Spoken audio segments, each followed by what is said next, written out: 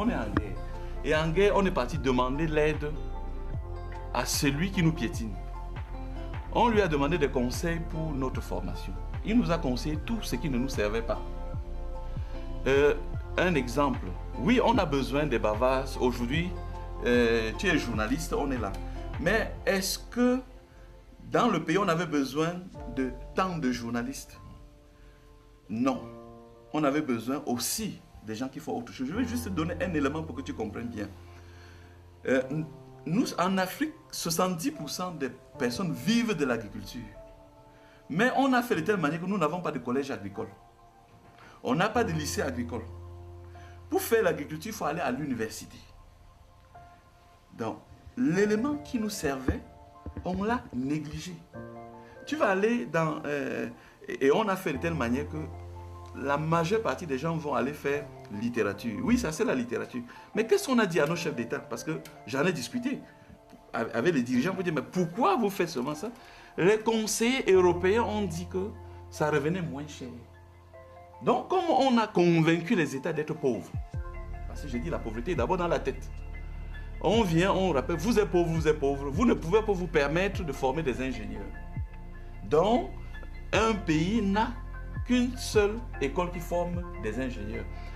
Je suivais dernièrement à la télévision le recteur de l'université de Douala disait que le Cameroun a besoin de 5000 ingénieurs par an, mais n'en forme que 300.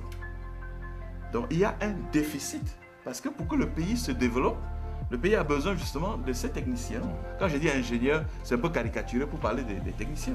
On peut faire les deux, mais on n'a pas fait les deux parce que les conseillers qu'on a choisis nous ont orientés vers là où ils savaient qu'ils étaient certains qu'on n'aurait jamais contesté leur hégémonie. Et si les Chinois étaient venus demander des conseils aux Français ou aux Britanniques dans leur formation, il est évident qu'ils auraient conseillé tout autre chose que ce que font les Chinois.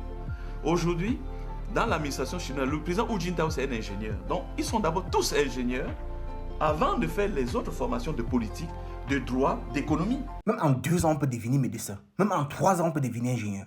Il suffit seulement de partir vers quelqu'un qui connaît déjà et de transmettre ça en un laps de temps. Est-ce que tu es au courant que dans la plupart des écoles de médecine, vous allez faire, on dit 7 ans pour pouvoir piquer une personne. Pourtant, si tu pars vers un médecin à l'hôpital là, 2 minutes, on te montre les étapes essentielles, les étapes à suivre pour pouvoir injecter une personne.